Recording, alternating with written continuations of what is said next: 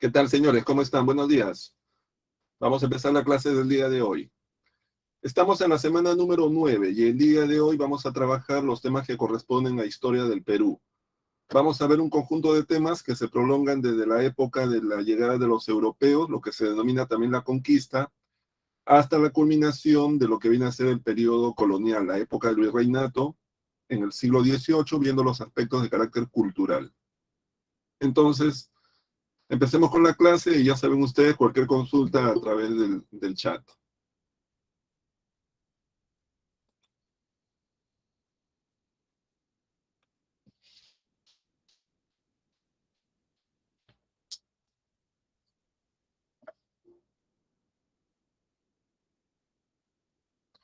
A ver, entonces tenemos ahí los títulos de los temas generales de esta semana, la invasión española y el virreinato del Perú. Vamos entonces con el primer tema. La llamada colonización española en las Antillas.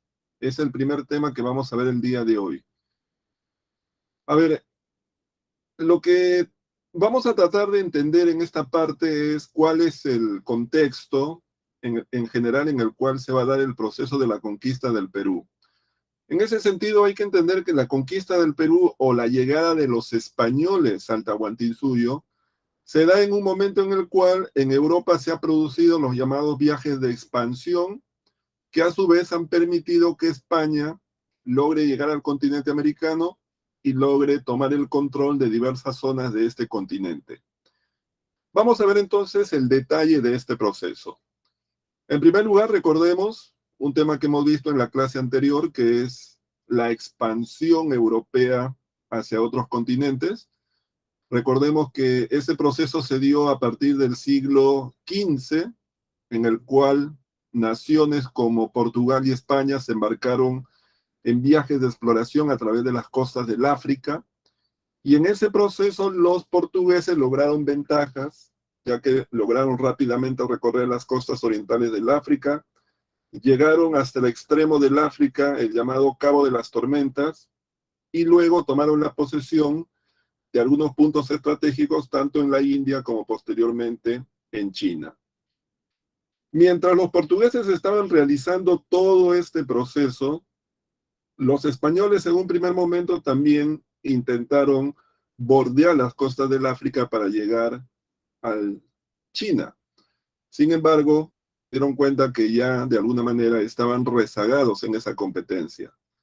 Es por esa razón que los españoles comenzaron a buscar otras posibilidades. Y eso dio pie a que justamente en 1492 los españoles apoyaran, patrocinaran el viaje de exploración de Cristóbal Colón, el cual, como ustedes saben, daría como resultado que en octubre de ese año Colón llegara a lo que hoy día son las Antillas, a pesar que Colón durante toda su vida pensó que en realidad había llegado al oriente. Entonces, en ese contexto, lo que nosotros debemos entender aquí son algunos datos. Por ejemplo, debemos entender que en abril del año 1492, la corona española, en realidad la corona de Castilla, porque en esos momentos, si bien ya se había formado la corona española a partir del matrimonio entre la reina Isabel de Castilla y el rey Fernando de Aragón, sin embargo, los reinos de Castilla, Aragón y otras partes de lo que era España tenían independencia en sus asuntos de carácter político. Es por eso que en realidad la conquista de América fue una empresa castellana. En abril del año 1492, la reina Isabel de Castilla y Cristóbal Colón llegaron a un acuerdo conocido como la Capitulación de Santa Fe. En ese documento se establecieron los derechos y las obligaciones tanto de Colón como de la corona. El dato fundamental es que con ese documento el viaje de Colón se convertía en una empresa de la monarquía española, implementada por un particular, es decir, por un privado, en este caso, Cristóbal Colón. En ese sentido, los territorios que Cristóbal Colón descubriera y ocupara serían incorporados a los territorios bajo el dominio de la Corona de Castilla. Por otro lado, se estableció que el 10% de todas las riquezas que se encontraran en los territorios descubiertos serían de Cristóbal Colón. También a Cristóbal Colón se le dio el título de virrey, capitán general y juez mayor de todos aquellos territorios y de todas aquellas poblaciones que lograra someter. En contraparte, la Corona de Castilla financiaría parte de la expedición, aunque los mayores costos eran responsabilidad de Cristóbal Colón. Hoy día se sabe que buena parte de ese financiamiento que Colón necesitaba para el viaje fue sufragado por un conjunto de comerciantes que eran próximos a la Corona de Castilla y que veían en el viaje de Colón una manera de enriquecerse. Sea como fuere, el viaje empezó y más o menos un mes y medio después, en octubre del año 1492, Cristóbal llegó a las Antillas. Fue el llamado primer viaje de exploración en el cual Cristóbal Colón exploró los territorios que ustedes pueden ver ahí, la zona de las Bahamas, Cuba, lo que hoy día sería la gran isla que forman parte Haití y República Dominicana. Y luego retornó a Europa. El primer viaje había sido un éxito. Lo que va a ocurrir inmediatamente es la organización de otros viajes. Colón en ese sentido va a realizar un segundo, un tercer y un cuarto viaje. Son los llamados viajes colombinos, como también se denominan. En el segundo viaje, Cristóbal Colón va a explorar otros puntos del Caribe, va a fundar la Española, que va a ser la primera, perdón, la Isabela, que va a ser la primera ciudad europea establecida en el continente americano. Luego también va a realizar un tercer viaje, que va a ser muy importante porque en ese tercer viaje va a explorar las costas de lo que actualmente viene a ser América del Sur, específicamente las costas de Venezuela. Va a descubrir, por ejemplo, la desembocadura del río Orinoco, pero en ese tercer viaje va a ocurrir un hecho interesante, que es que Colón va a recibir la visita de un enviado de la corona española, que es el juez Bobadilla, quien lo va a acusar y lo va a detener y lo va a traer de vuelta a España. Lo que había ocurrido es que ya desde su primer viaje, la población que comenzó a formarse en las Antillas, es decir, la población de origen hispano, comenzó a quejarse de Colón, sobre todo por lo que consideraban eran actos de arbitrariedad en el ejercicio de sus funciones de gobierno. Es decir, Colón, al parecer, si bien era un buen navegante, era un buen explorador, sin embargo, no tenía habilidades para gobernar. Y esto generó mucho descontento entre los españoles afincados en América. Lo cierto es que estos españoles llevaron sus quejas ante la corona y la corona decidió someter a Colón a un juicio.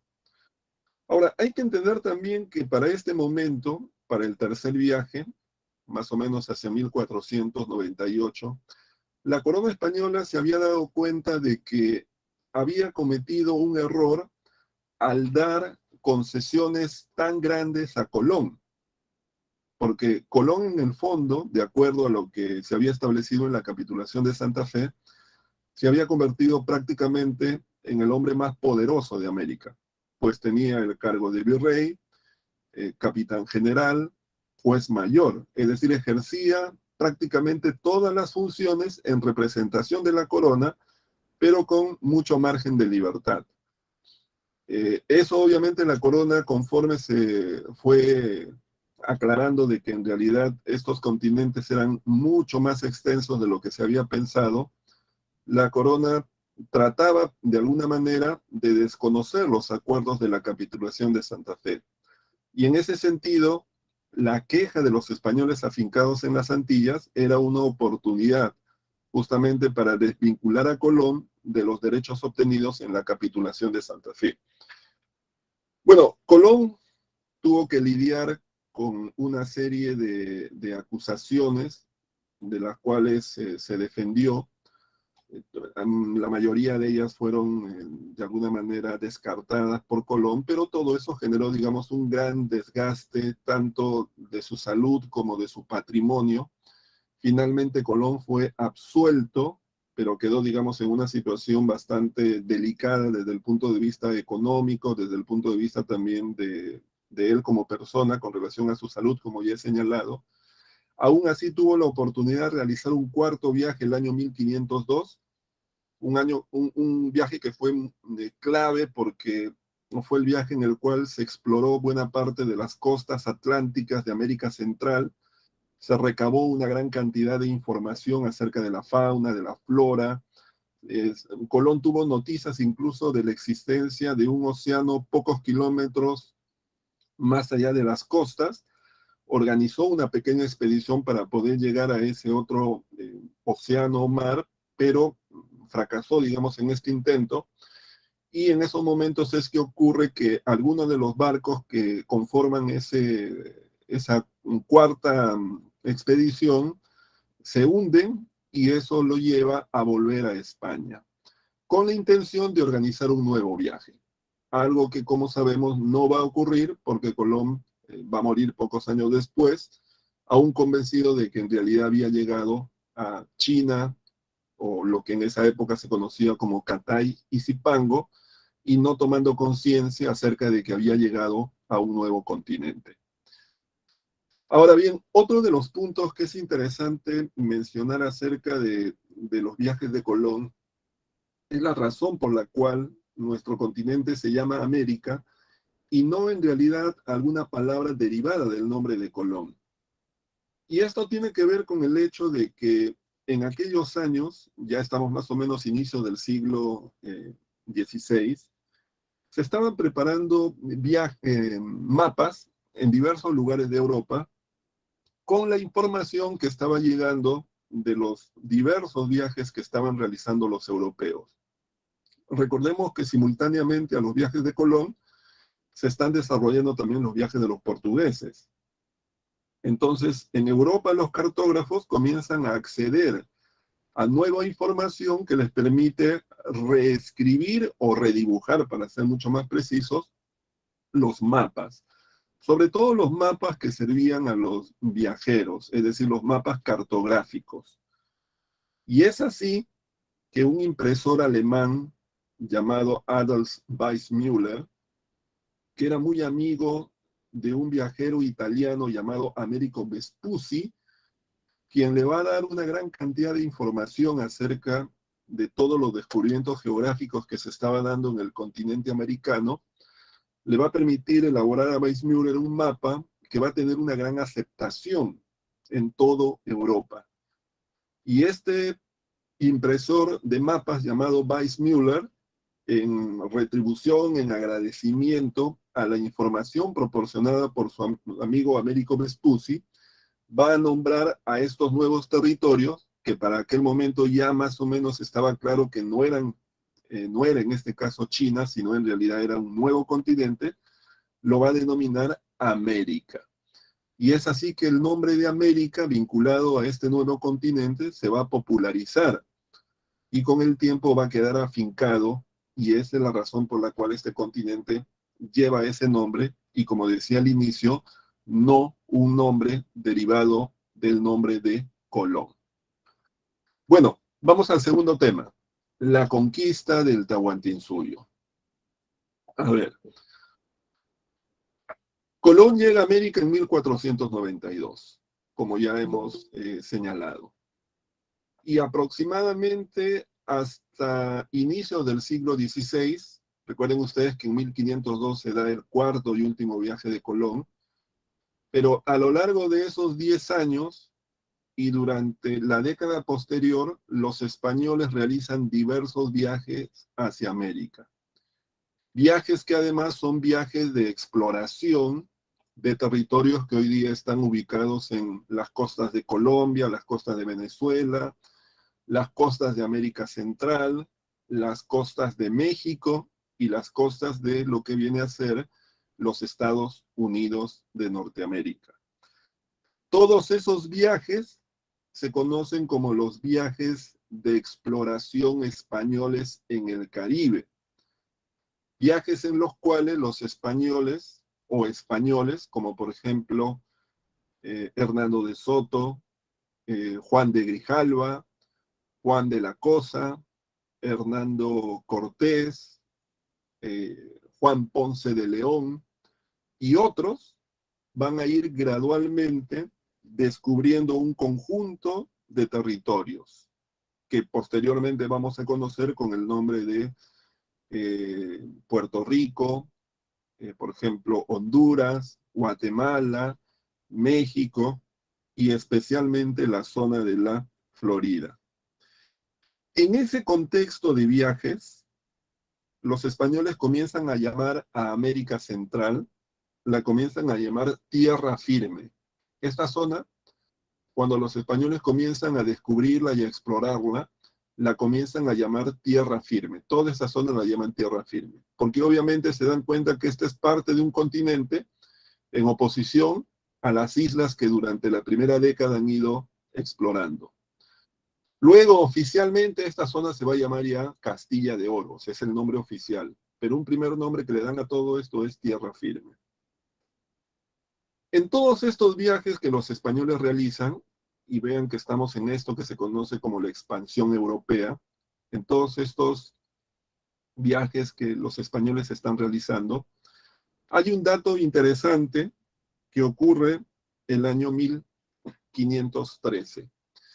En 1513, los españoles organizan una expedición para atravesar América Central y llegar hasta un gran mar que según los nativos existía.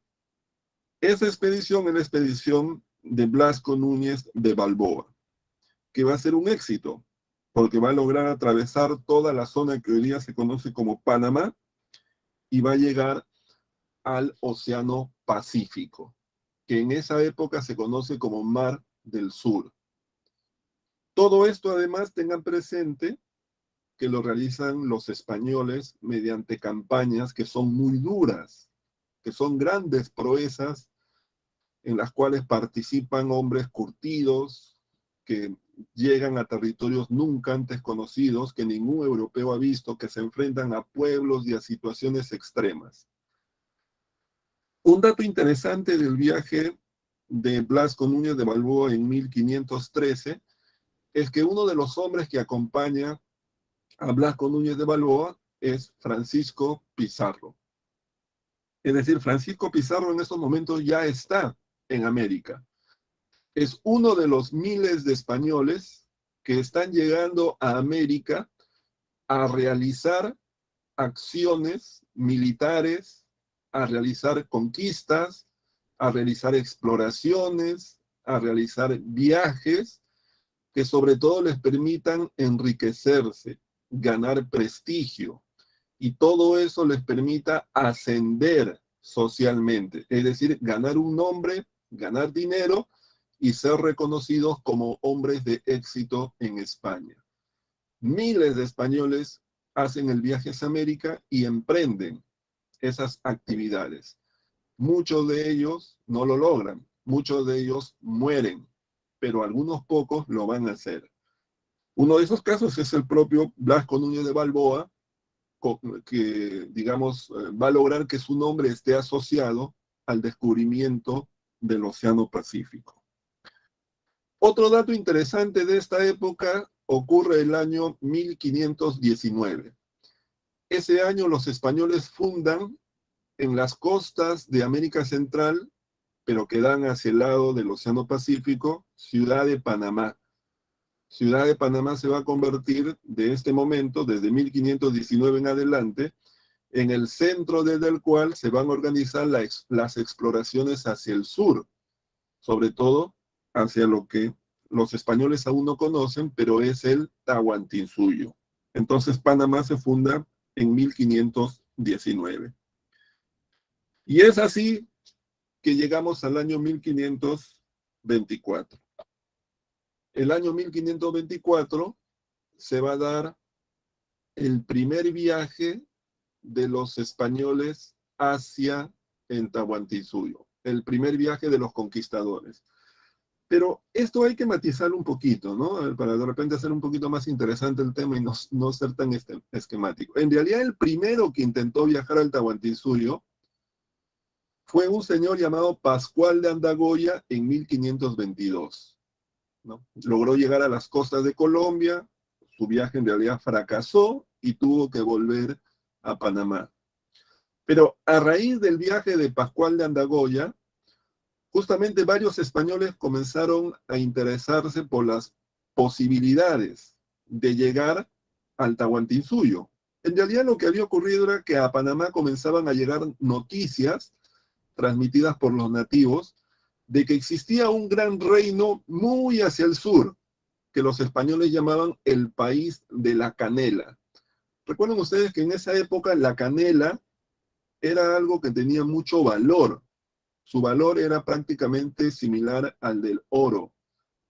Eso es lo que hay que tener en cuenta para entender por qué ellos llamaban a lo que hoy día sabemos ser el Tahuantinsuyo con el nombre de el país de la canela, una especie de país donde había mucha riqueza, incluso mayor a la del oro o similar a la del oro.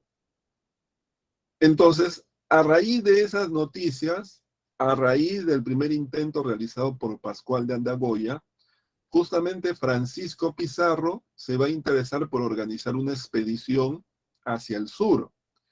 En esos momentos, Francisco Pizarro es un hombre que ya tiene cierto patrimonio, cierta fama, está asentado en Ciudad de Panamá, es un notable vecino, es decir, es un hombre de relativa importancia en Ciudad de Panamá, porque él ya ha participado en los años anteriores en muchas empresas de conquista en el Caribe. Recuerden ustedes que acompañó a Blasco Núñez de Balboa en el descubrimiento del Océano Pacífico. Y entonces Francisco Pizarro decide organizar el viaje. Y para eso va a buscar el apoyo de su amigo, que es en esos momentos el señor Pedro Arias Dávila, que es gobernador de Panamá, y por otro lado va a buscar a dos socios, que van a ser finalmente, como ustedes saben, Diego de Almagro y Hernando de Luque. Con estos dos socios se va a firmar un acuerdo y la conquista de lo que después se va a llamar el Perú va a ser una empresa económica con tres socios, Pizarro, Almagro y Luque. Es así que en el año 1524 realizan el primer viaje, lo que se conoce como el primer viaje de los conquistadores. Ese primer viaje les va a permitir seguir más o menos la ruta de Pascual de Andagoya, van a explorar todas las costas de Colombia, pero va a ser un viaje con muchas dificultades. Un viaje en el cual van a tener problemas con los nativos, se van a enfrentar, incluso en uno de esos enfrentamientos Almagro va a perder un ojo, va a quedar tuerto, y poco después van a tener que volver a Panamá. Es decir, el primer viaje había sido un fracaso. Sin embargo, van a organizar un segundo viaje en 1526. Ese viaje también va a ser un viaje con muchas dificultades. Es un viaje en el cual igual van a estar siendo rechazados por los nativos en la costa cada vez que quieren reabastecerse de agua dulce. Incluso van a padecer hambre. Muchos españoles prácticamente se van a amotinar y van a querer regresar a Panamá, ya cuando estaba más o menos a la altura de lo que hoy día viene a ser Ecuador. Y es en esa zona donde va a ocurrir el famoso incidente de la Isla del Gallo, que según la leyenda, según la tradición, es un momento en el cual el grupo se divide entre aquellos que desean continuar con el viaje a pesar de las adversidades y aquellos que desean volver a Panamá. Cuenta la tradición que 13 de ellos van a cruzar una línea, en este caso trazada por Pizarro, y van a continuar acompañándolo mucho más hacia el sur. Los demás van a volver a Panamá. Sin embargo, Almagro era Pizarro era consciente de que ya el viaje no lo podían realizar todos, así que un pequeño contingente, al mando del piloto Bartolomé Ruiz, van a continuar mucho más hacia el sur y van a llegar hasta la desembocadura del río Santa, en lo que actualmente viene a ser el departamento de Ancash. Ahí van a recabar noticias acerca de la existencia efectivamente de una sociedad muy opulenta. Algunos consideran que ya en ese momento parece ser que los españoles toman conocimiento de las desavenencias que hay entre los pueblos nativos y los incas. También capturan a dos nativos que después van a ser conocidos como Francisquillo y Felipillo, quienes, como ustedes saben, posteriormente van a servir como intérpretes durante la conquista, y luego vuelven todos juntos a Panamá. Entonces, ese segundo viaje va a ser clave. ¿Por qué? Porque en ese segundo viaje los españoles han confirmado de que existe efectivamente el Tahuantinsuyo. También han confirmado de que el Tahuantinsuyo es una sociedad organizada en base a la imposición de un grupo, que en este caso son los incas, sobre un conjunto de otros pueblos, y no todos esos pueblos ven con agrado el dominio de los cusqueños. Y con esa seguridad es que Pizarro y sus socios se dan a la tarea de organizar un tercer viaje, lo que iba a ser el viaje definitivo, el viaje de la conquista. Ahora bien, Pizarro también era consciente de que desde el momento en el cual la noticia acerca del descubrimiento del Tahuantinsuyo había llegado a Panamá, había muchas probabilidades de que otros españoles organizaran expediciones y se les adelantaran. Por esa razón es que Pizarro, en representación de sus socios, decide viajar a España para negociar con la corona española los derechos de exclusividad de la conquista del Perú. Van a ser negociaciones largas que finalmente se van a concretar en 1529. Se van a concretar con la firma de la llamada Capitulación de Toledo, mediante la cual la corona española le da a Pizarro y sus socios los derechos de la conquista de lo que después se va a conocer como la gobernación de Nueva Castilla, es decir, el Tahuantinsuyo. Además, Pizarro va a recibir una serie de títulos, como el título de capitán general, gobernador. Por otro lado, Almagro va a recibir también algunos títulos, aunque de menor nivel con relación a Pizarro. Lo mismo en el caso de Hernando de Luque. Pizarro vuelve a Panamá y termina los preparativos de la organización de la tercera expedición para el tercer viaje. En 1531 los españoles se ponen en camino hacia el sur y van a llegar hasta las costas de Ecuador. Ahí se van a dividir. Un grupo va a avanzar por tierra y otro grupo va a avanzar por mar. El grupo que avanza por tierra va a ir sometiendo, destruyendo los pueblos que va encontrando, mientras que los que avanzan por mar llegan hasta Tumbes, donde desembarcan.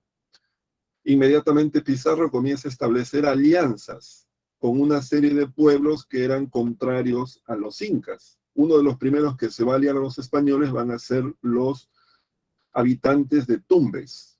Tumbes había sido destruida, había sido incendiada pocos meses antes por Atahualpa, como represalia por el apoyo que los Tumbes le habían dado a Huáscar durante la Guerra Civil. Así que los habitantes de Tumbes tenían todos los motivos para apoyar a los españoles. Pero rápidamente los españoles van a recibir otros aliados, como por ejemplo los huancas, que provienen de la zona de Jauja, en la Sierra Central, en lo que actualmente viene a ser la zona de Junín. Entonces los españoles además ya tenían mucha experiencia de cómo conquistar a estos pueblos, una experiencia que la habían adquirido durante las décadas anteriores, durante todo eso que hemos visto que era la conquista del Caribe. Ya para ese momento, por ejemplo, se había producido la conquista de México, así que cuando Pizarro está conquistando el Perú, sabe cómo hacer las cosas, sabe que la manera más efectiva es aliándose con pueblos locales que son contrarios al poder central, en este caso al poder de los incas. Entonces la conquista del Tahuantinsuyo empieza en ese momento y es en realidad una conquista relativamente rápida. Los españoles llegan en 1532, rápidamente establecen alianzas. En noviembre del año 32 toman prisionero al inca Atahualpa. Poco después lo van a ejecutar. Los españoles auspician el nombramiento de un nuevo inca conocido como Tupan Hualpa o Toparpa, mientras están camino hacia el Cusco, pero durante el camino hacia el Cusco, Toparpa muere, al parecer envenenado por los generales de Atahualpa. Lo creen un traidor. Así que los españoles, todavía en camino al Cusco, van a nombrar a un nuevo inca, que es otro de los hijos de Huayna Cápac, llamado Manco Inca. En 1534 los españoles llegan al Cusco, lo toman por asalto, luego de un intenso combate, toman el Cusco y lo van a saquear. Van a destruir parte de la ciudad, pero finalmente lo van a tomar.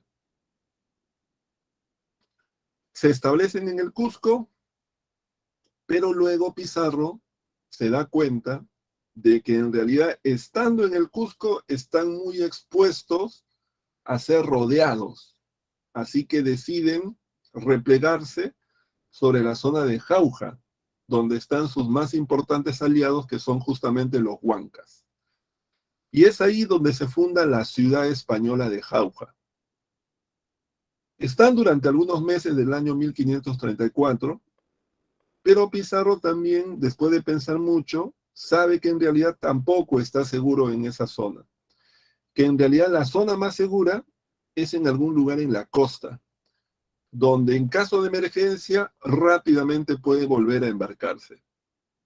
Por lo tanto, le ordena a alguno de sus capitanes para que organice una exploración por la costa y busque un lugar en el cual establecer una ciudad con puerto al estilo español.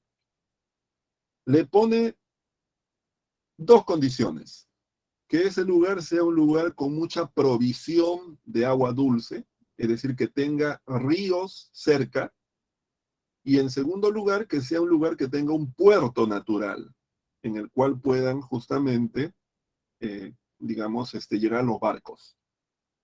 Finalmente, luego de una intensa exploración, en enero del año 1535, se funda la ciudad de Lima, cuyo puerto natural es el puerto del Callao, y cuyas tres importantes fuentes de agua son el río Lurín, el río Rímac y el río Chillón. De esa manera, entonces, los españoles se han establecido. Pero para ese momento, 1535, la conquista del Perú ya era algo irreversible. Es decir, ya se había consolidado.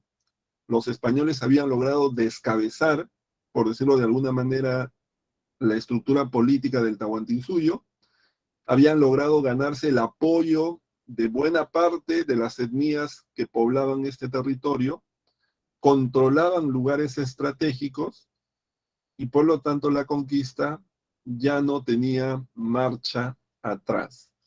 Es cierto, como vamos a ver ahora, que en las décadas posteriores se van a dar una serie de problemas para los españoles. Las guerras civiles, las resistencias de la élite inca, pero eso van a ser procesos que van a generar algunos problemas, pero que ya no van a poner en tela de juicio el dominio de los españoles sobre estos territorios.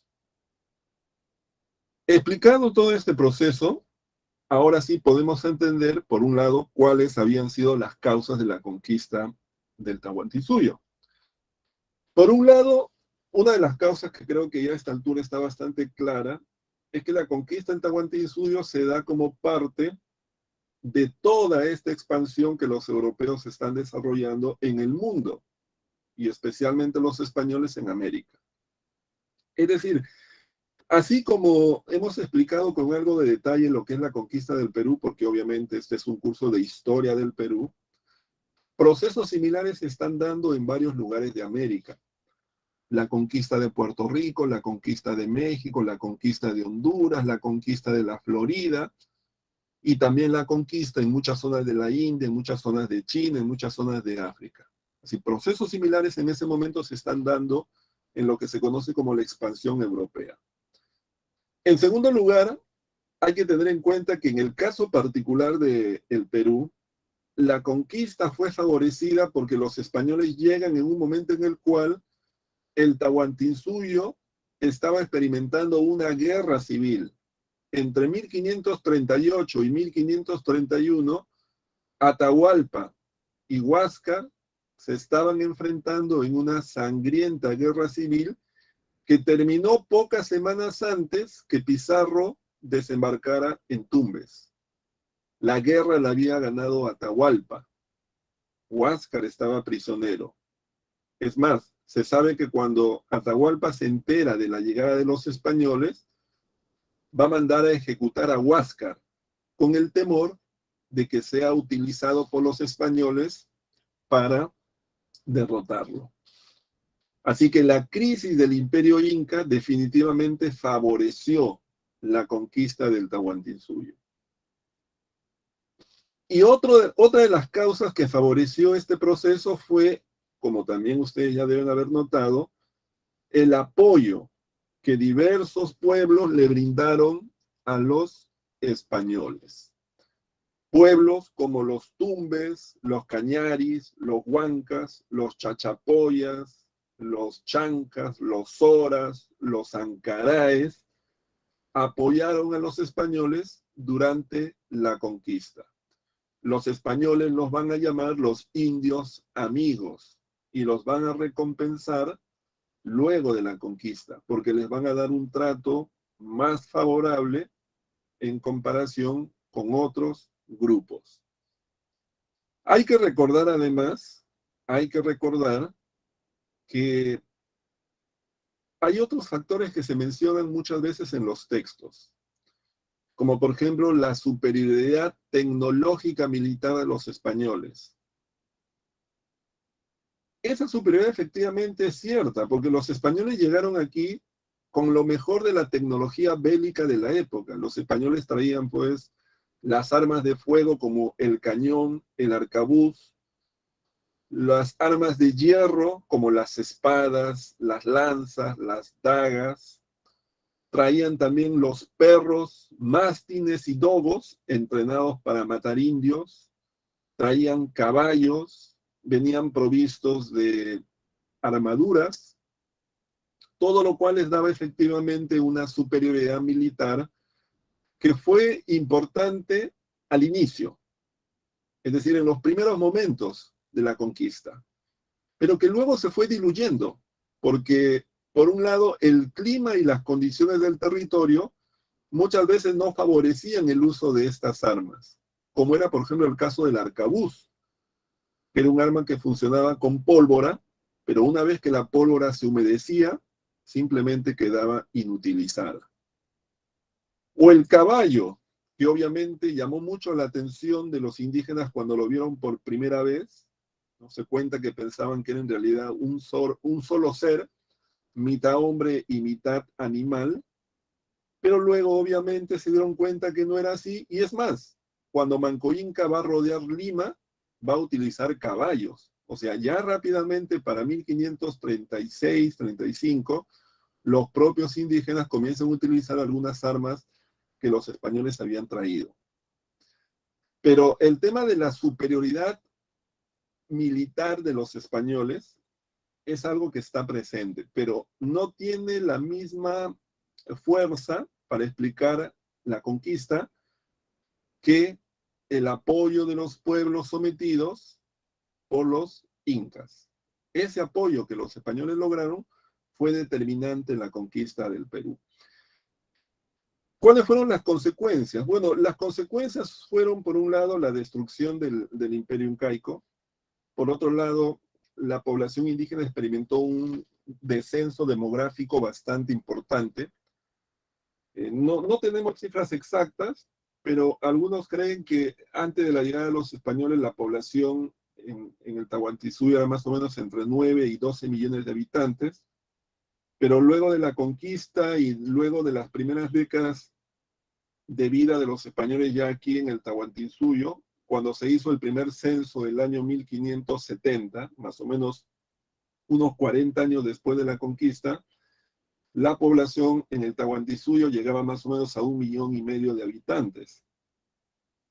Ahora, no es que todos murieron, o sea, no es que esa diferencia, que son varios millones, murieron.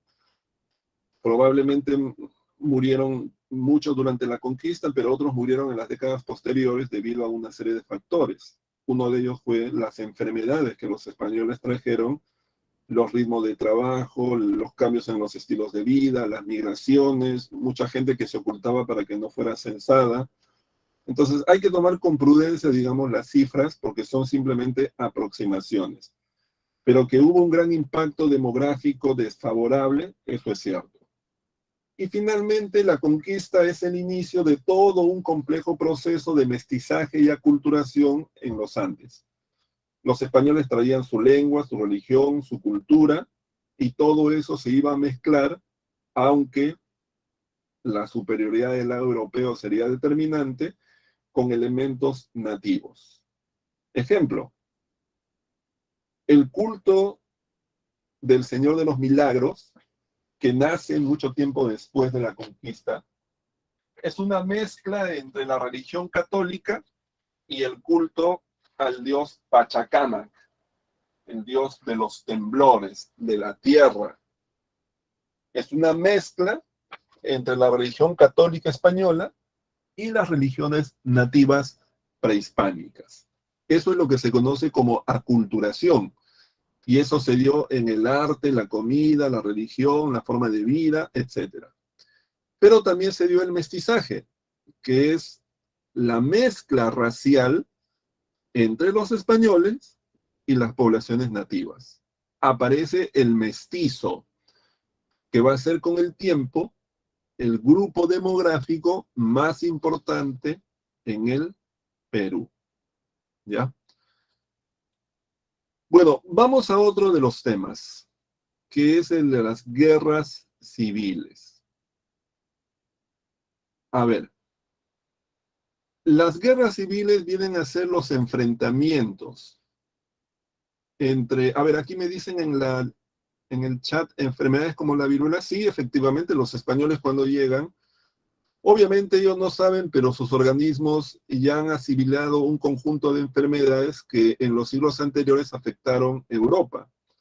Entre esas enfermedades está obviamente la viruela. Está, por ejemplo, el sarampión. Está, por ejemplo, la gripe, no el resfriado que nosotros conocemos y padecemos permanentemente, sino la gripe, digamos, que es una enfermedad, no es tan mortal, digamos, como la viruela o el sarampión, pero para organismos que no tienen ningún tipo de defensa, obviamente sí es mortal. Esas enfermedades son las que van a afectar a las poblaciones nativas y se cree pues que miles de personas van a morir, ¿no? Como algunas crónicas posteriores así lo atestiguan.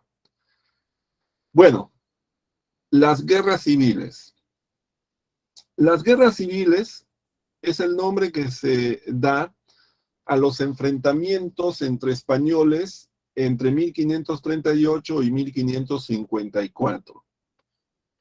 Es decir, a lo largo de casi 25 años, los españoles se van a enfrentar en un conjunto de conflictos, de enfrentamientos, por diversos motivos, por diversos motivos. Pero fundamentalmente van a ser enfrentamientos entre los intereses de la corona española y los intereses de los españoles afincados aquí en el Perú. Es decir, son conflictos entre los propios españoles, por diversos motivos, como vamos a ver ahora. Hubo 3 guerras civiles. La primera se conoce como la Guerra de los Conquistadores, la segunda como la Guerra de los Encomenderos y la tercera como la Guerra de los Insatisfechos. A ver, Vamos a explicar. Por ejemplo, la primera guerra es la llamada Guerra de los Conquistadores, también conocida como la Guerra de las Fronteras, también le llaman la Guerra de las Salinas, o simplemente le llaman la guerra entre almagristas y pizarristas. Esa guerra va a tener como motivo la posesión del Cusco, pero que a su vez es una consecuencia de un hecho que es el siguiente, vean.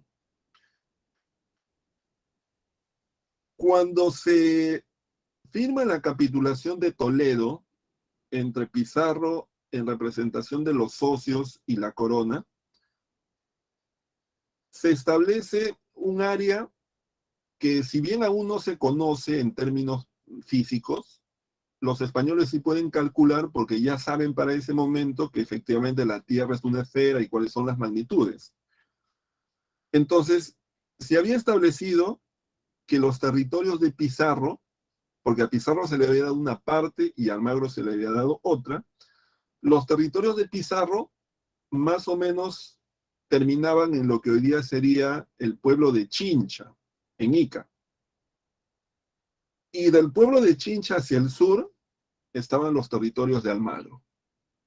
Esa es una división que se había establecido en la capitulación de Toledo. Bueno, luego vienen los viajes, luego viene la conquista, todo lo que hemos contado, ¿no? Entonces, en 1537, cuando ya, digamos, los españoles habían logrado ya totalmente controlar más o menos todo el panorama aquí en el Perú, ya, digamos, los incas estaban sometidos casi en su totalidad, Almagro decide tomar posesión de los territorios que a él le correspondían. Entonces Almagro organiza una expedición de más o menos 150 hombres que se dirigen hacia el sur, hacia lo que hoy día conocemos como Chile. Entonces los españoles parten, 150 hombres al mando de Almagro, atraviesan toda la costa del Perú, atraviesan el desierto de Atacama, que es uno de los desiertos más extremos del mundo, que es toda una travesía muy dura para los españoles, y luego llegan a los valles centrales de Chile. Los españoles obviamente están en busca de dos cosas: metales preciosos y poblaciones a las cuales puedan someter y a las cuales puedan hacer tributar. Pero lo que encuentran es una población bastante pequeña, dispersa, y además que no está acostumbrada a la vida de forma estacionada. Los grupos humanos que los españoles encuentran en Chile son grupos nómades, muy reacios a ser sometidos. Y los españoles tampoco encuentran en Chile metales de ningún tipo, al menos lo que ellos aprecian, que es oro y plata. Así que la expedición de Almagro a Chile va a ser un fracaso. Entonces Almagro vuelve al Perú. Y en esos momentos Almagro se da cuenta que le ha tocado una parte de estos territorios que prácticamente no tiene valor. Y es en ese momento que va a estallar un problema. El problema es el Cusco. ¿El Cusco dónde quedaba? ¿En los territorios de Almagro o en los territorios de Pizarro? Recuerden que en ese momento no se cuentan pues con instrumentos de ubicación espacial como los que tenemos en la actualidad, así que en realidad la posición del Cusco no estaba muy clara. Y el Cusco en esos momentos era la ciudad más rica que los españoles habían encontrado aquí. Entonces, la disputa por la posesión del Cusco va a ser el inicio de la guerra entre Almagro y Pizarro. Por eso se habla de la guerra de las fronteras, la guerra de las salinas o simplemente la guerra entre almagristas y pizarristas.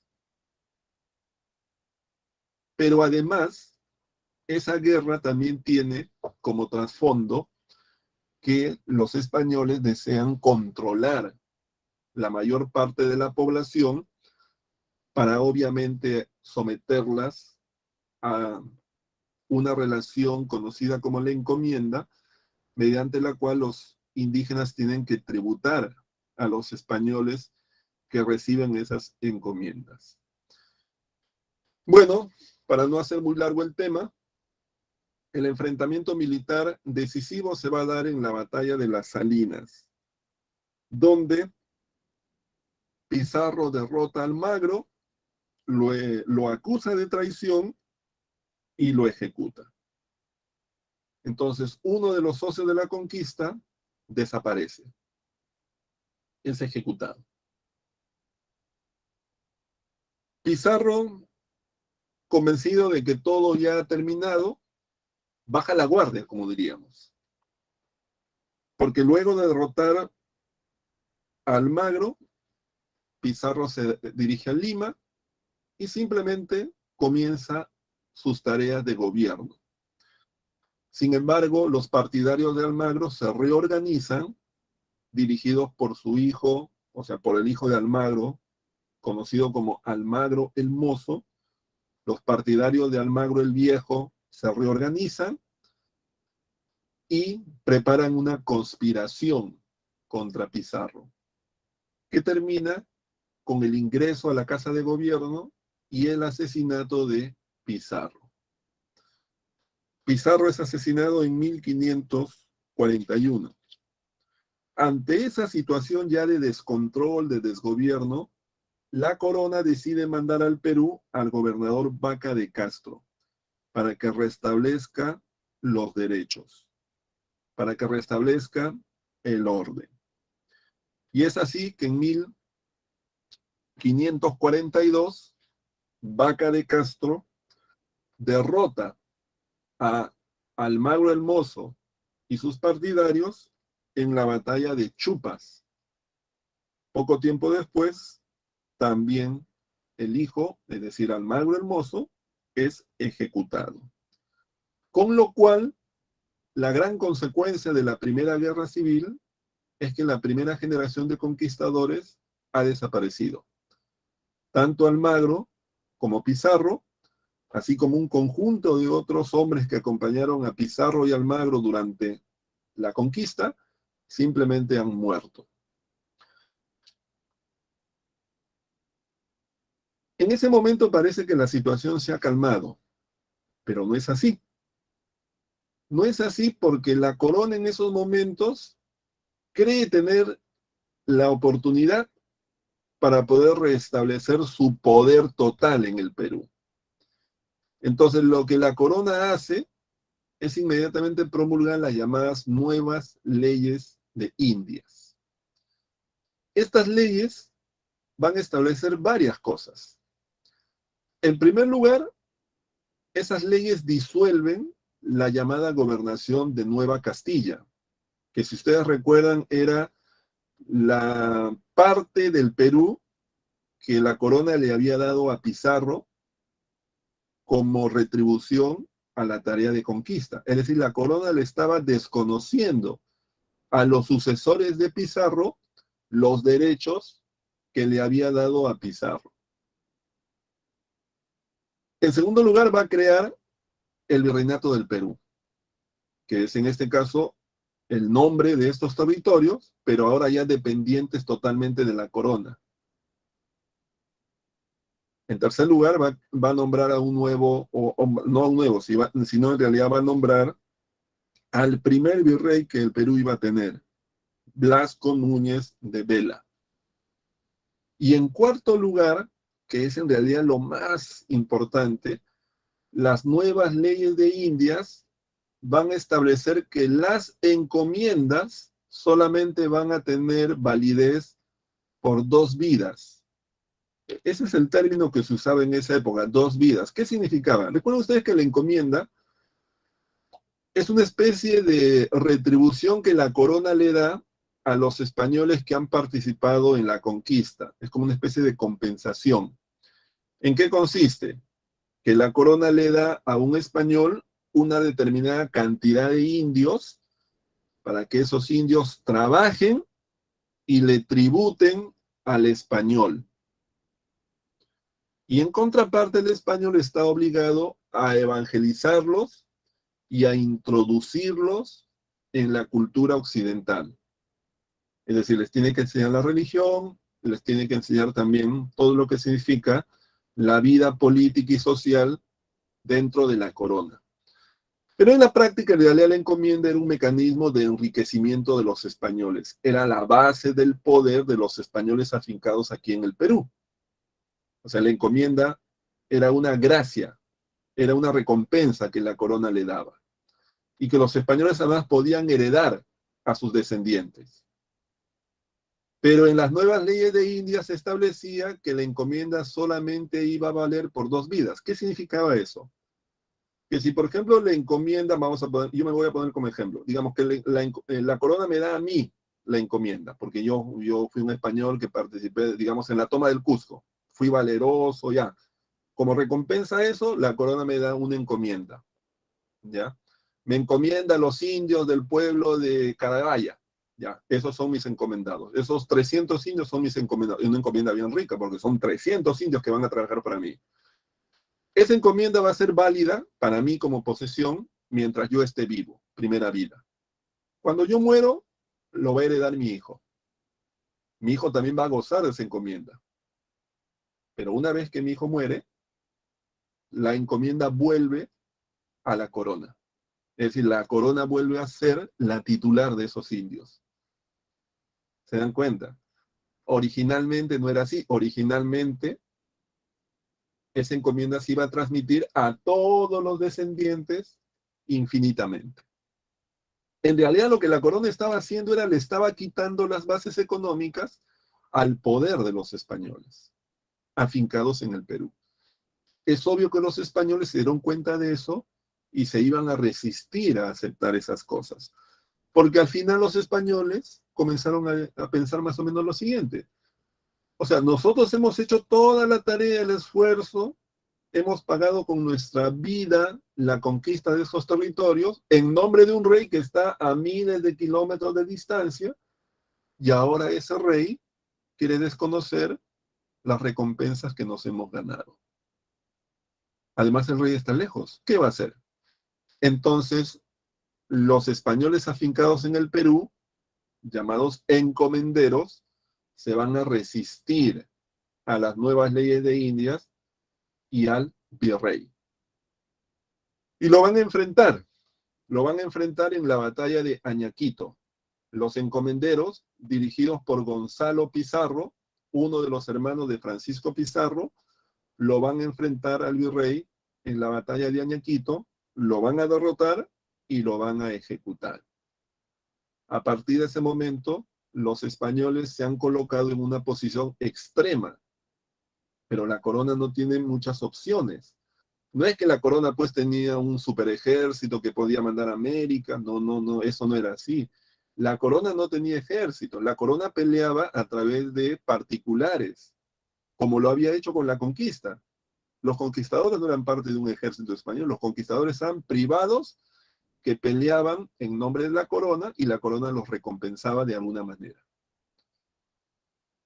Además, la corona, o sea, España estaba pues a miles de kilómetros de distancia. Un viaje demoraba meses, más allá de todos los problemas logísticos que eso tenía. Entonces, la corona estaba en realidad prácticamente derrotada. Pero la corona sabía que este problema era un problema político. Y los problemas políticos se solucionan políticamente. Así que la corona lo que hizo fue mandar solamente a una persona. Ese señor era Pedro de la Gasca, con el título de pacificador del Perú. Pedro de la Gasca llegó al Perú solo, provisto de su cédula real en la cual estaba su título de pacificador del Perú, y muy hábilmente lo que él iba a utilizar era la táctica de dividir a los españoles. Inmediatamente ofreció el perdón del rey a todos aquellos que quisieran volver a servirlo. Rápidamente muchos españoles que habían apoyado a Gonzalo Pizarro se pasaron al otro lado, y cuando ya Pedro de la Gasca tuvo su ejército formado aquí en América con los propios sublevados, se enfrentó a Gonzalo Pizarro en la batalla de Jaquijahuana lo derrotó y lo ejecutó. Así que el poder de la corona nuevamente se restableció. Para lograr esa victoria, Pedro de la Gasca había ofrecido a aquellos españoles que lo apoyaran entregarles encomiendas ricas, algo que no cumplió, algo que iba a generar una nueva revuelta en 1533, la llamada revuelta de los insatisfechos o la rebelión de los insatisfechos. Dirigidos por un encomendero llamado Hernández Girón, un grupo de españoles se rebeló contra las autoridades de la Audiencia de Lima, pero al igual que en las otras oportunidades también fueron derrotados en la batalla de Pucará, fueron ejecutados, y con esa tercera revuelta debelada, finalmente el poder de la corona española se asentó definitivamente en el Perú, terminando el llamado ciclo de las guerras civiles. Mientras todas estas cosas estaban sucediendo, los Andes no estaban pues en paz, porque a pesar que los españoles habían logrado prácticamente derrotar a los incas, sin embargo, la élite de los incas se había refugiado en una zona de la ceja de selva del Cusco, una zona conocida como Vilcabamba, lugar desde el cual periódicamente realizaban expediciones contra los españoles, generando una situación de permanente zozobra, aunque en ningún momento eso ponía en tela de juicio el dominio que los españoles habían logrado para ese momento. Ese proceso de permanente resistencia de la élite indígena, de los hijos en realidad de Huayna Cápac, de los hermanos de Atahualpa, que se dio entre 1536 y 1572, se conoce como la resistencia de los incas de Vilcabamba. Como ustedes pueden ver en la diapositiva, se dice, objetivo, tratar de recuperar el poder político del Tahuantinsuyo. Algo que no van a lograr, pero permanentemente van a hacer un intento de resistencia al dominio español ya establecido en esos momentos en el Perú. El primero que va a liderar ese proceso es justamente Manco Inca. Manco Inca es el que da inicio, en realidad. Como ustedes recuerdan, Manco Inca fue nombrado Inca durante el viaje de los españoles desde Cajamarca hacia el Cusco para tomarlo en 1533. Manco Inca es nombrado Inca. En un primer momento, Manco Inca cree que los españoles son aliados y los apoya. Él apoya, por ejemplo, a los españoles durante la toma del Cusco. Luego, incluso, Manco Inca va a ser coronado en una fastuosa ceremonia en el Cusco, pero poco a poco Manco Inca se da cuenta que en realidad lo están utilizando. Así Manco Inca huye del Cusco, se refugia en unos lugares secretos que los incas tenían en la parte norte del Cusco, pero que da hacia la selva, hacia la zona de los ríos Urubamba y Apurímac, una zona pues inhóspita que solo los nativos conocían, y desde ahí él y sus sucesores van a resistir a los españoles a través de una serie de acciones. Durante la época de Manco Inca, los españoles, por ejemplo, van a lograr sitiar tanto Lima como el Cusco. Van a cortar las líneas de abastecimiento, van a interferir el comercio, van a realizar emboscadas, pero al final Manco Inca va a ser asesinado por un soldado de Almagro. Posteriormente, Zaire Túpac va a tomar el liderazgo. Zaire Túpac también va a iniciar acciones prácticamente guerrilleras contra los españoles, pero en 1557 va a abandonar Vilcabamba y el rey lo va a reconocer. A su vez, él va a reconocer al rey. En compensación, va a recibir una rica encomienda conocida como la encomienda de Yucay. Su sucesor Tucuci Yupanqui va a iniciar también las guerrillas contra el Cusco, sobre todo. Él es quien escribe un relato muy interesante que se conoce la relación de los hechos de los antiguos peruanos, que es uno de los grandes testimonios de toda esta etapa. Va a apoyar un movimiento de resistencia cultural y religioso conocido como el Taqui Oncoy, y finalmente va a firmar la paz de Acobamba, que va a permitir el ingreso de los misioneros a la zona de Vilcabamba. Luego viene Túpac Amaru.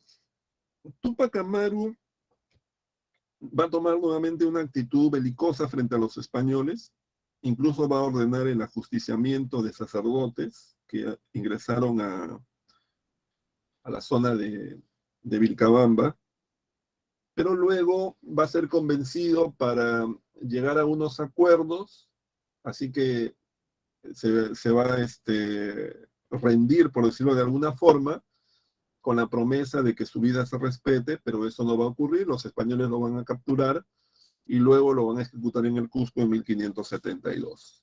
Con lo cual, en realidad, termina de alguna manera el ciclo de la resistencia inca.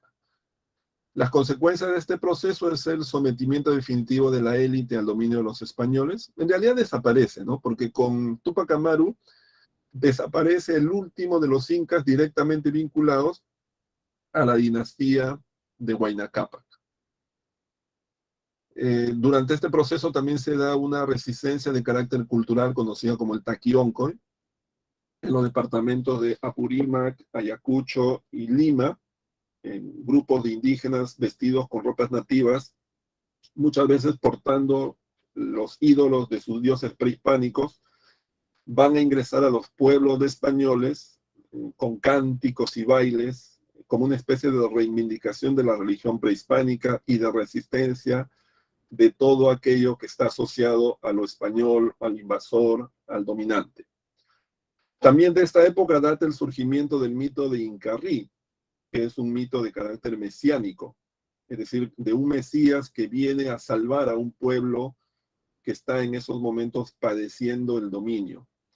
Según el mito del Incarrí, en realidad Atahualpa iba a volver a la vida, su cabeza y su cuerpo se iban a volver a unir, él iba a volver a la vida y luego iba a expulsar a los españoles y restablecer el orden anterior. Es decir, lo que surge en los Andes es que ante una situación tan deprimente para los indígenas, surgen un poco las ideas de que la etapa previa a los españoles había sido una etapa de grandeza, de prosperidad, de felicidad, algo que en realidad no era cierto, como sabemos. Pero se idealiza el pasado y se comienza a creer que si el Inca vuelve a la vida, ese pasado idealizado se va a volver a materializar, ¿no? Eso es lo que se conoce como el mito del Incarrí. El Inca Rey. Incarrí significa el Inca Rey. Vamos ahora al tema ya de la época colonial, del virreinato. A ver, vamos a analizar en primer lugar la parte política, es decir, el llamado gobierno virreinal.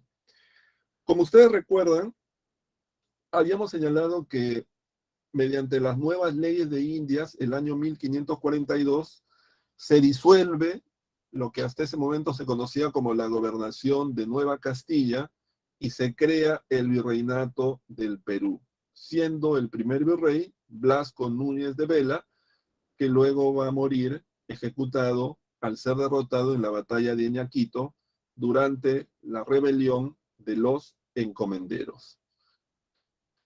Entonces, lo que en 1542 se había creado era una nueva estructura de gobierno conocida como el virreinato. Era una estructura de gobierno que dependía directamente de la corona española, porque el virrey y las autoridades locales aquí en el Perú directamente dependían del rey español. El virreinato estaría vigente hasta el año 1821, es decir, hasta la época de la proclamación de la independencia. ¿Cómo estaba organizado todo este sistema del virreinato? En primer lugar, estaban las llamadas autoridades metropolitanas, que eran aquellas autoridades que tenían residencia en España, las autoridades políticas metropolitanas, y luego estaban las autoridades políticas americanas, es decir, las que radicaban en América, ¿no? Esos eran los dos grupos de autoridades: autoridades residentes en España, autoridades residentes en América. Las autoridades residentes en España eran dos. Por un lado estaba el rey y por otro lado estaba el Real y Supremo Consejo de Indias. En el caso particular del rey, mientras el Perú fue colonia de España, hubo 10 reyes que gobernaron ese país.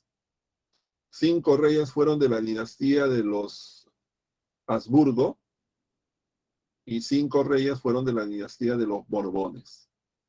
Los Habsburgo gobernaron en los siglos XVI y XVII y los Borbones en el siglo XVIII. Ya como ustedes saben, el rey era la máxima autoridad del Imperio Español. En ese momento España tenía territorios en la propia España, en los Países Bajos, en Italia, en África, en Asia, por ejemplo, tenía las Filipinas, y en América una serie de lugares, siendo los más importantes el Virreinato del Perú y el Virreinato de México.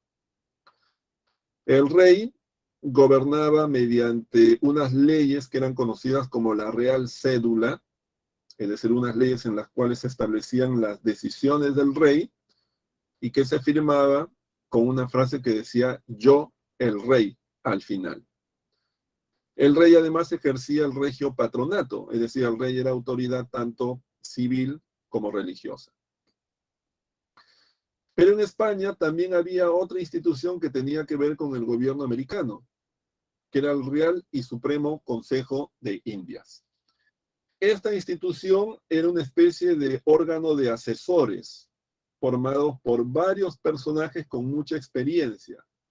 Generalmente eran gente formada en derecho o algunas personas que previamente habían ocupado algunos cargos en América. Habían sido gobernadores, virreyes, habían sido de repente corregidores, jueces de audiencia, oidores, etc.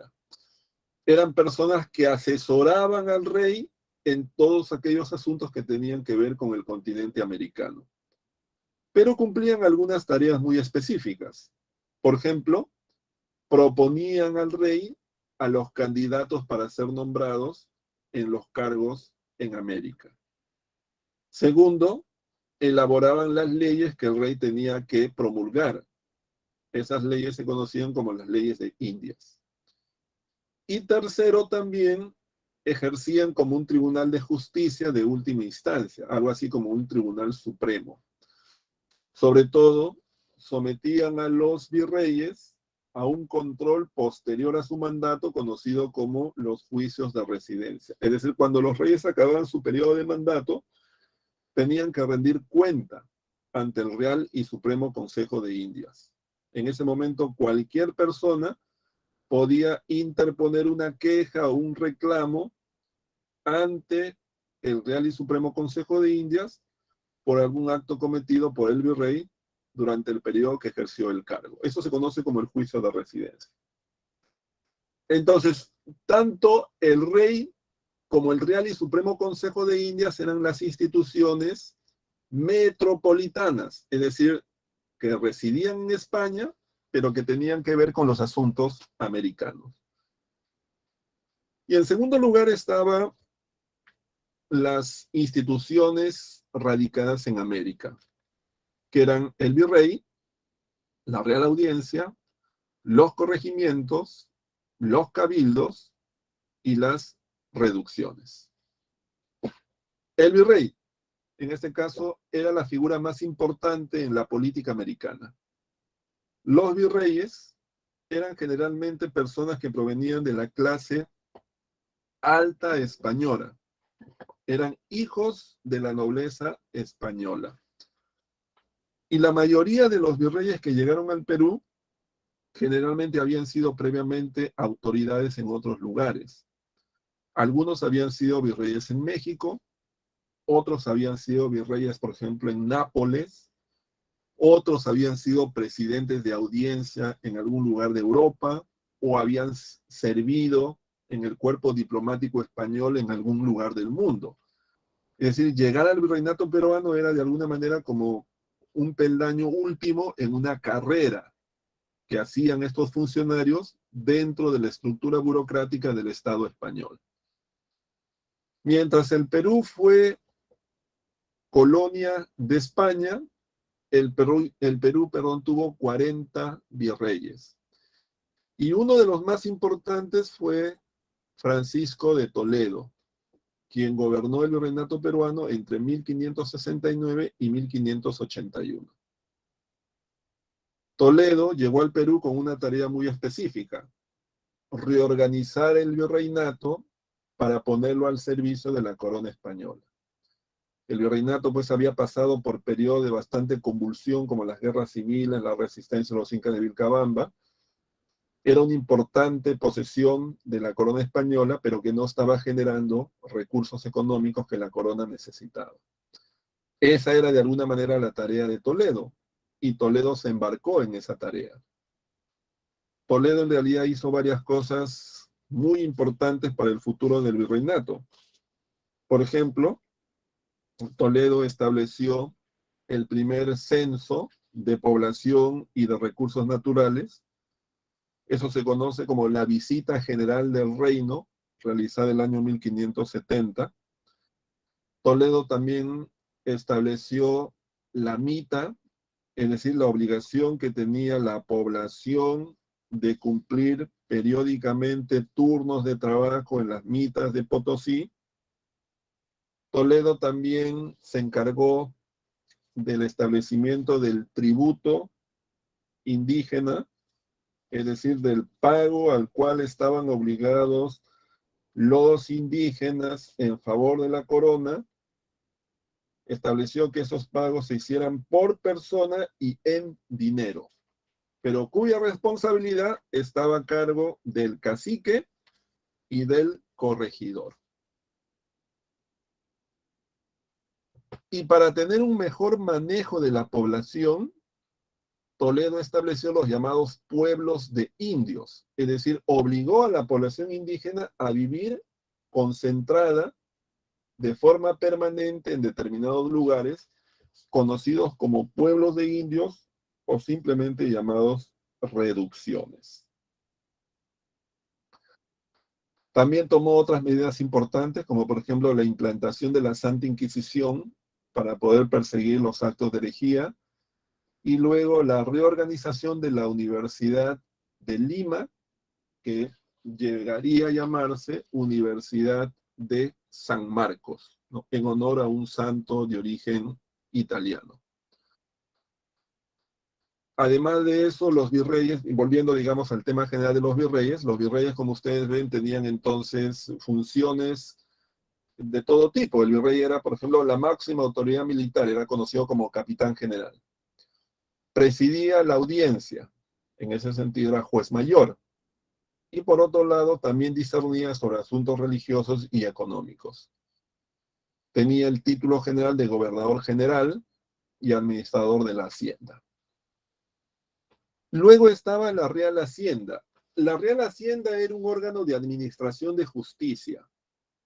Estaba formado por jueces conocidos como oidores, y en el caso de la audiencia de Lima, estaba presidida por el virrey en persona.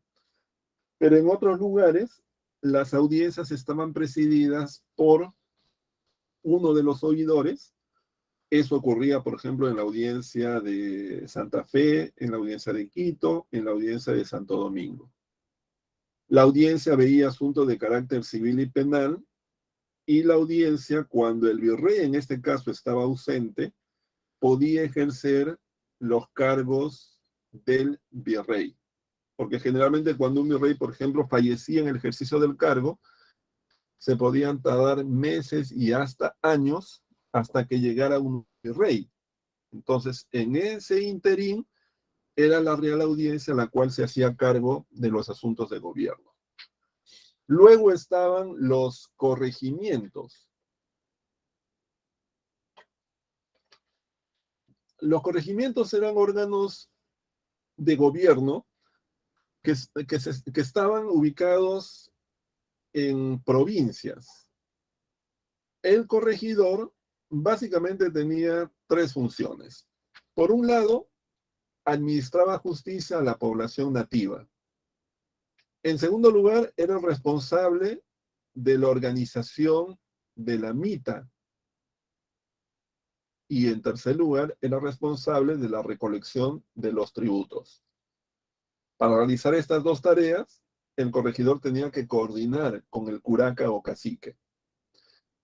Pero junto a estas tres tareas legales, el corregidor realizaba una tarea que no era legal, que era el reparto de mercancías, ya que los corregidores muchas veces les gustaba acceder a ese cargo porque sabían que eso les iba a permitir enriquecerse a través de la venta forzada de mercancías de poco valor a los indígenas.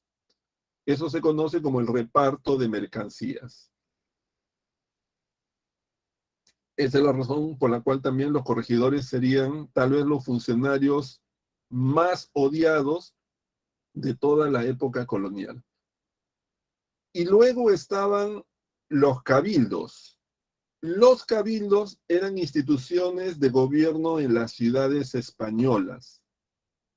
Estaban a cargo del alcalde y estaba integrado por un conjunto de funcionarios conocidos como regidores que se encargaban de algunos aspectos puntuales. Por ejemplo, había un regidor que se encargaba de ver todo el tema de abastecimiento de agua en la ciudad. Había otro regidor que se encargaba de ver todos los asuntos que tenían que ver con las autorizaciones para la venta, digamos, en las llamadas pulperías o en los llamados, o incluso en la venta informal, que en esa época ya existía.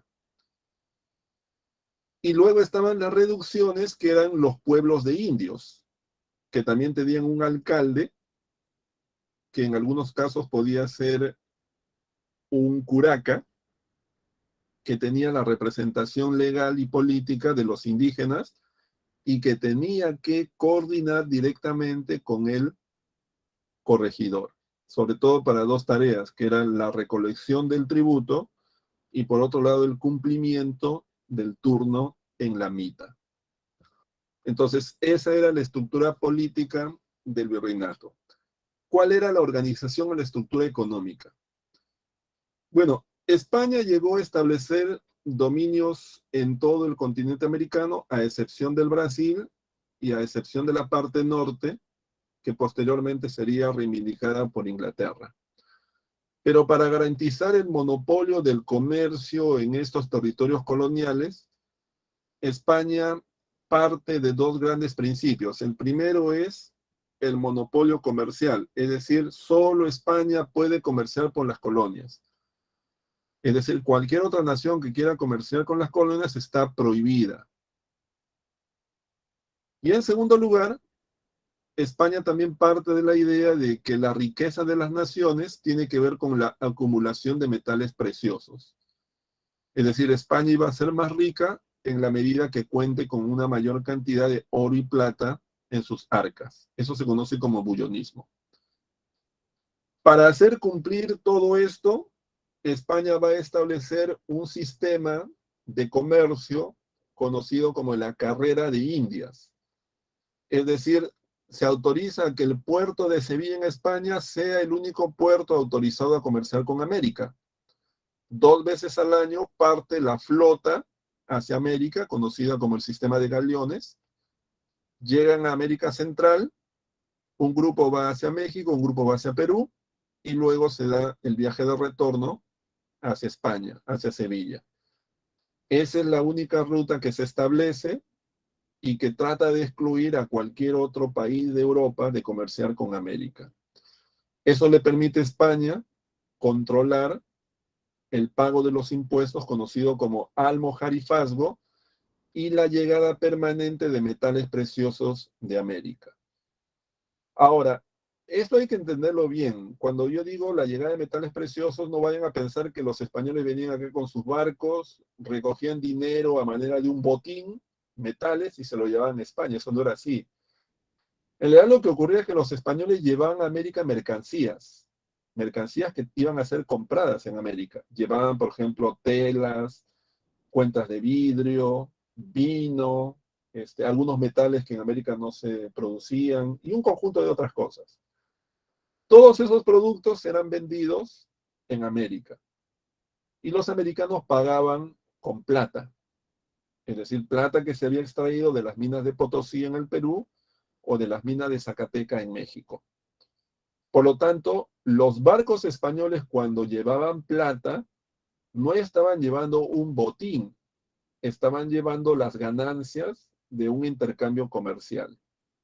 Entonces, esa era la forma como funcionaba el intercambio entre América y Europa. En Europa, además, en Sevilla existía una institución conocida como la Casa de Contratación de Sevilla, que era la institución que autorizaba los viajes, las mercancías, daba permisos a las personas, organizaba el sistema de flotas, de galeones, cobraba el impuesto.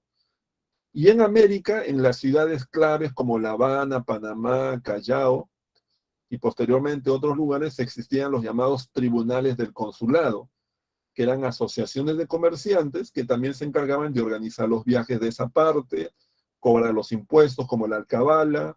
En el caso del Perú, por ejemplo, se organizaba la llamada Armada del Sur, que era la flota que transportaba mercancías entre Panamá y el Callao. Ahora, es obvio que otros países, conforme fue pasando el tiempo, otros países de Europa querían participar de este lucrativo negocio. Por esa razón, holandeses, franceses e ingleses organizaron lo que se conoce como la piratería y a los corsarios. Es decir, todo un negocio de contrabando a través de rutas informales. Por ejemplo, los ingleses, ¿qué hacían? Cruzaban el Atlántico y llegaban a lo que hoy día es Buenos Aires y desde ahí ingresaban mercancías. Luego también lo hicieron a través de Montevideo, luego a través de Valparaíso, Arica, Paita, Guayaquil, San Buenaventura y en el Caribe. En el Caribe, además, también los europeos realizaban actos de piratería y también habían corsarios que asaltaban los puertos, robaban los barcos. En nombre de Inglaterra, eran conocidos como corsarios. Y los que robaban para su propio beneficio eran conocidos como piratas. Esa era la forma como funcionaba el comercio. En el campo de la minería en América fue tal vez una de las actividades más importantes por las riquezas que generaba. En el caso particular del Perú, la minería giró en torno sobre todo a la extracción de plata. Aquí se descubrió el yacimiento de plata más grande de todo el mundo, conocido como Potosí, ubicado actualmente en Bolivia. Y luego se descubrió unas minas de mercurio o azogue, como se llamaba, en Huancavelica. El azogue era necesario para purificar la plata. Es decir, cuando la plata se extraía, debía pasar por un proceso mediante el cual se purificara de los metales con los cuales de forma natural era hallada.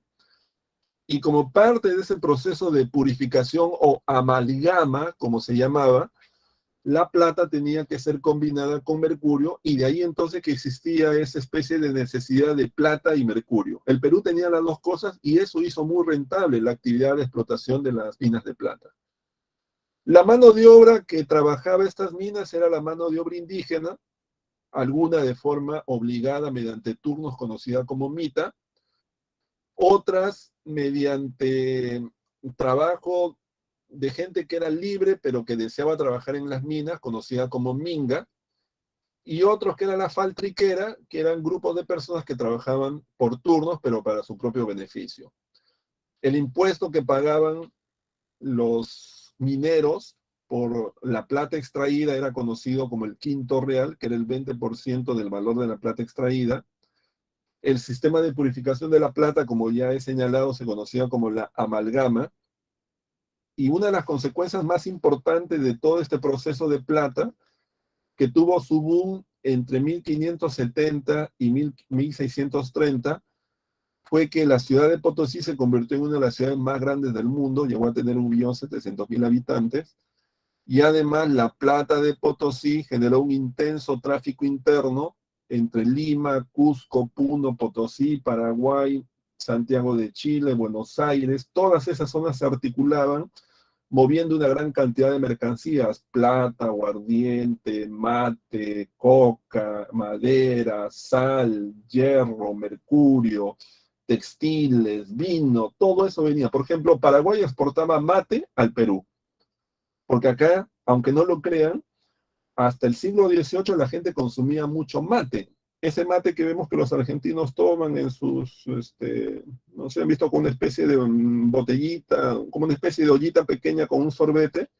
que es clásico en los argentinos, el llamado mate. Eso, por ejemplo, en el Perú fue muy común hasta el siglo XVIII, debido a que el mate llegaba desde Paraguay, era consumido en Potosí, y luego esta costumbre se extendió a todo el Perú. Después eso se perdió. Hoy día, obviamente, ya en el Perú tomar mate es una cosa tan extraña que muchos incluso les estoy contando esto y no saben a qué me refiero. Pero en esa época hubo una economía muy articulada con varias zonas de América, debido justamente a la bonanza de la explotación de la plata. Aparte de la minería, hubo otros sectores, como es el caso de la producción de textiles. Aquí, en el caso del Perú, se fabricaron telas para consumo local, porque las telas que venían del comercio exterior a través del comercio que llegaba desde Sevilla, eran telas finas, que eran conocidas como el ruán, la seda y la holandesa, que eran para las clases altas. Pero los sectores populares consumían textiles que se producían aquí en el Perú. Esos textiles se fabricaban, por un lado, en los obrajes. Los obrajes eran unos centros de producción de telas que quedaban en las comunidades indígenas, trabajadas por mujeres indígenas, y también en los gremios de las ciudades, donde también se fabricaban textiles por parte de españoles pobres, por parte de mestizos, esclavos, y también en los chorrillos, ¿no? También, digamos, estos estaban fuera de la ciudad también. Pero estas telas eran unas telas de bajo valor, conocidas como bayeta, que era una tela muy burda, muy tosca. Y en cuanto a la agricultura, que también fue muy importante, la agricultura estuvo orientada a la producción de las haciendas, tanto en la costa como en la sierra. En las haciendas se cultivaba maíz, trigo, cebada, olivo, vid. Trabajaba mano de obra indígena, aunque en las haciendas de la costa norte trabajaba mano de obra esclava, sobre todo en los cañaverales, y también las estancias que quedaban en la sierra, donde no solamente se cultivaba, sino también se criaban sobre todo ovejas y ganado vacuno. En el caso de la sierra, la mano de obra, sobre todo indígena, bajo un sistema conocido como llanaconaje, que era un trabajo semiservil, y además todas las producciones agrícolas de la costa de la sierra pagaban un impuesto conocido como el diezmo en favor de la iglesia. Socialmente, en el mundo colonial, hubo tres grupos raciales: los españoles, los indios y los negros. Los españoles eran pues aquellos que tenían ascendencia europea, que llegaron aquí, pero hubo dos grupos, ¿no? Hubo españoles nacidos aquí en el Perú, conocidos como criollos, y españoles que venían al Perú y se quedaban aquí, que eran conocidos como godos o chapetones. No todos los españoles eran de posición elevada, hubo también españoles humildes. Llegaban también aquí zapateros, sombrereros, gente que no tenía fortuna, así como también llegaban españoles pues de la nobleza, que tenían pues una posición económica bastante solvente. Igual ocurría con los criollos, igual ocurría con los peninsulares. Los indios eran la población nativa, que también estaban divididos entre los indios del común, es decir, los indios pobres, conocidos como de cédula o forasteros, y los indios de la nobleza, conocidos como los curacas. Y los negros eran la población esclava traída desde el África, que llegó al Perú sobre todo en la segunda mitad del siglo XVI. Ahora, lo que ocurrió fue que esos tres grupos poblacionales no permanecieron totalmente aislados. Lo que ocurrió fue que se comenzaron a mezclar. Y esas mezclas eran conocidas como castas. La casta más importante fue la casta de los mestizos, que era la unión de blanco y, e indio. Pero habían otras castas, como el sambo, negro con indio, o el mulato, que era en este caso blanco con negro. Y luego habían otros grupos que eran los quinterones, cuarterones, los salto atrás, no te entiendo, saca el agua, mal agua, tente en el aire, y una serie de nombres curiosos que hacen alusión a una serie de mezclas inimaginables, ¿ya? Pero aquí el punto no es recordar el nombre de todas las castas. Lo importante aquí es recordar que en el mundo colonial las personas cumplían tareas, tenían derechos y tenían obligaciones en función de la casta a la cual pertenecían, de la posición económica que gozaban y de la ocupación que realizaban. Es decir, uno podía ser mestizo, pero uno podía ser económicamente solvente y podía ocupar altos cargos. Entonces, no era que la raza, en este caso una casta de los mestizos, le daba una condición baja, dependía de otros factores, su patrimonio, su linaje. Ahora bien, uno podía ser de repente por ejemplo, vamos a ver así, un mestizo, pero con apariencia indígena, pero no estaba por ley obligado a la mita. O sea, uno podía tener apariencia de indígena, pero en el fondo no era indígena, no era mestizo, y por lo tanto no cumplía la mita. Algo que sí tenía que hacer un indígena, porque por ley estaba obligado a mitar. Por eso era importante que la gente supiera a qué casta uno pertenecía. Todo el mundo sabía a qué casta, o sea, quiénes eran sus padres, de qué raza era su madre, sus, digamos, antecesores mucho más lejanos, también, digamos, uno los tenía que conocer porque de eso dependía sus derechos y sus obligaciones. En el caso de los esclavos, la situación era más dramática porque los esclavos, una vez que llegaban al Perú, eran utilizados en una serie de tareas. Algunas tareas eran relativamente tolerables, vamos a ponerlo así, porque eran domésticos muchas veces en las casas, cumplían tareas pues del el aseo de las casas, el cuidado de los niños, pero luego habían esclavos que tenían que trabajar, por ejemplo, en las haciendas, sobre todo en las plantaciones, en los cañaverales. Otros eran empleados por sus dueños como artesanos, tal vez trabajando en los gremios, produciendo textiles, y eso le generaba una renta a su propietario. El esclavo era generalmente el ser humano más explotado en el mundo colonial, lo cual generaba que muchos esclavos se fugaran.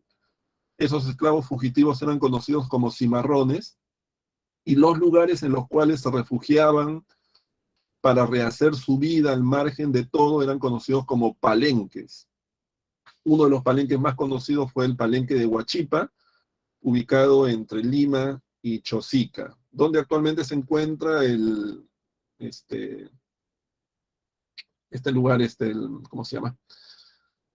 Toda esta zona que forma la carretera Ramiro Prialé y el actual zoológico de Huachipa, ¿no? Bueno, la educación colonial. En la colonia la educación era elitista, es decir, estaba orientada a las clases dirigentes, especialmente española y también indígena. Es decir, quienes asistían a las instituciones educativas eran los miembros de la nobleza española, los criollos de más alto nivel económico y sobre todo los curacas y sus familias con relación a la población indígena. Además, la educación estaba atravesada por la religión, era una educación básicamente vinculada a la filosofía medieval llamada la escolástica. Muchos autores estaban prohibidos debido a que estaban en el índex, es decir, en la lista oficial de la Iglesia Católica de libros que contenían herejías. Era una educación básicamente memorística, vertical, donde lo que decía el maestro era aceptado como una verdad. Y no existía una estructura, pues, educativa como hoy día, que es muy clara desde el inicio hasta el final, ¿no? Más bien la gente estudiaba dependiendo de sus posibilidades. Generalmente la gente de mucho dinero lo que hacía era contratar un tutor que educaba a esos niños prácticamente hasta la edad de los 17, 18 años, donde recién se insertaban a las universidades en una época en la cual la única universidad que existía en el Perú era la Universidad de San Marcos, y los únicos estudios que se realizaban eran estudios de Derecho y de Teología, que permitían acceder a los grados de bachiller y licenciado, que a su vez le daban la posibilidad de convertirse en funcionarios estatales. Pero esa educación, la educación universitaria, era la exclusividad de la aristocracia limeña. Ni siquiera los indígenas podían acceder a ese nivel. Los indígenas se educaban en los colegios de caciques y el resto de la población blanca se educaba en los colegios mayores, ¿no? Los colegios mayores, como ustedes pueden ver aquí, fueron el colegio San Felipe, San Pablo y San Martín, donde se educaban tanto godos como criollos, pero de la élite, sobre todo de la colonia. Ahí no iban, por ejemplo, los hijos de los caciques. Los caciques se educaban en unos colegios conocidos como los colegios de caciques o colegios menores, como el Colegio El Príncipe de Lima y el Colegio San Francisco Borja del Cusco.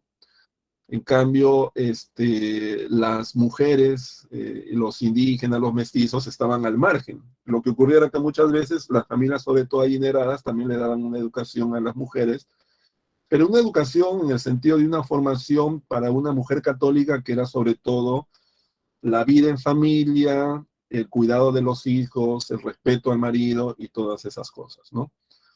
Jugó un papel muy importante en la época colonial la iglesia. La iglesia católica llegó aquí en grandes cantidades a través de las órdenes religiosas como los dominicos y los franciscanos, tanto el clero secular como el clero regular. El clero regular es el clero, pues, que sobre todo son aquellos que visten, digamos, los hábitos, aquellos que viven la vida religiosa de forma plena, practican sobre todo los votos, mientras que el clero secular son aquellos que son en realidad civiles, pero que también comparten una vida religiosa y tienen también la posibilidad de administrar los sacramentos. También estuvieron los agustinos, los jesuitas. Los jesuitas fueron muy importantes, sobre todo porque lograron rápidamente controlar muchas instituciones educativas. Los jesuitas eran, por ejemplo, quienes tenían el control de los colegios de caciques, de los colegios mayores. Los dominicos, por ejemplo, controlaban las universidades, pero los jesuitas tuvieron más poder dentro de la élite criolla, y los jesuitas también fueron muy hábiles en el manejo de los negocios. Los jesuitas llegaron a tener gran parte de las haciendas de la costa, tenían también los censos, que eran en este caso donaciones que personas adineradas daban en favor de la iglesia para que administraran sus patrimonios una vez que murieran. Eso se conocían como los censos. Los jesuitas de esa manera acumularon una gran cantidad de fortuna, que sería algo negativo para ellos en el siglo XVIII, por lo cual la corona los expulsó del Perú en 1767.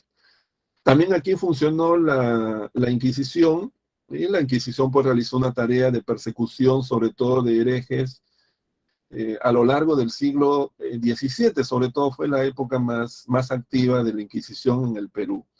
Los famosos autos de fe, las carrozas, los sanbenitos, forman parte un poco de la parafernalia con la cual la Inquisición muchas veces hacía escarnio de las personas condenadas por herejía. El arte colonial, bueno, en el caso del arte colonial fue un arte vinculado sobre todo a temas religiosos, ¿no? Es decir, lo que se refleja tanto en la pintura, en la escultura como en la arquitectura, básicamente son arcángeles, son papas, son santos, son imágenes de la muerte, vírgenes, ¿no? Además está muy influido por el Renacimiento y estilos posteriores, como el barroco y el neoclásico. O sea, es un arte muy occidental, pero que en algunos aspectos, como la escuela cusqueña, tiene, digamos, una influencia nativa.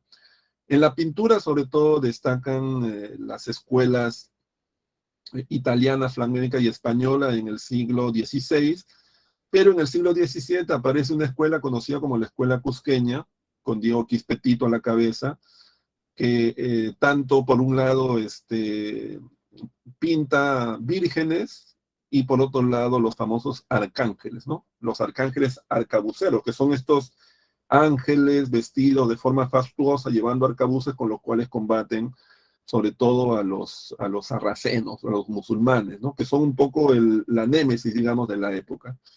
Y en la escultura, sobre todo, destaca las tallas de madera, como los balcones, los púlpitos, los retablos, y también las decoraciones bastante cargadas en los frontis de las iglesias, que van a tener de alguna manera su estilo más llamativo en el llamado arte churrigueresco, ¿no? Que es una especie de barroco, pero exagerado.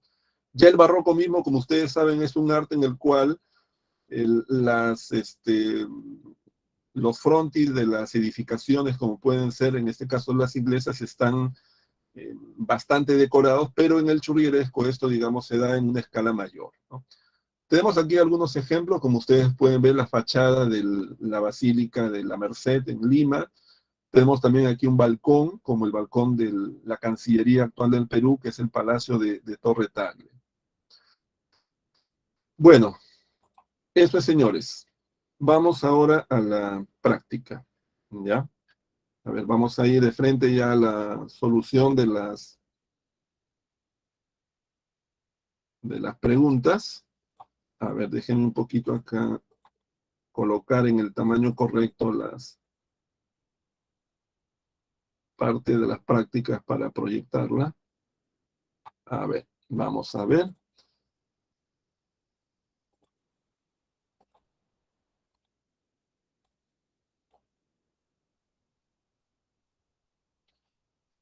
A ver, listo. Están viendo ahí entonces la práctica de la semana. Dice, primera pregunta, dice, la conquista del Perú fue un largo proceso que tuvo sus antecedentes en el Caribe, en América Central, con el sometimiento de los pueblos nativos de esas regiones. Luego de varios sucesos, la conquista del Perú culminó con la derrota total de la élite incaica. Tomando en cuenta lo anterior, establezca la secuencia cronológica correcta de los siguientes acontecimientos. Entonces, ahí hay una secuencia cronológica y podemos ver de esa secuencia cronológica, por ejemplo, primero colocaríamos la capitulación entre Pizarro y la corona, la capitulación de Toledo, ¿no? Que es, digamos, anterior, es de 1529. Perdón, la fundación de Panamá, en 1519, 10 años después viene la capitulación de Toledo, luego tenemos la fundación de Piura, el año 32, luego tenemos la toma del Cusco el año 33 y la fundación de Lima el año 35, ¿no? O sea, la respuesta es la C. Tenemos una segunda pregunta y está la D, la respuesta. En esta pregunta es sencilla, ¿no? Es sobre la política colonial. Dice, la política colonial estuvo marcada por la situación de sometimiento del virreinato al poder de la corona española. En ese sentido, la corona dio forma a una estructura de gobierno que garantizara su hegemonía. Aunque ese objetivo no siempre se cumplió, en ese contexto es posible afirmar ¿qué cosa? ¿El virrey representante pleno del rey solo gozó de facultades políticas? No, también tuvo facultades militares, religiosas, económicas. Lo correcto es decir entonces que las élites escribanas gradualmente comenzaron a participar también del gobierno colonial. Es más, comenzaron a desplazar tanto a los españoles afincados en América que en el siglo XVIII la corona se vio obligada a implementar las reformas borbónicas, ¿no?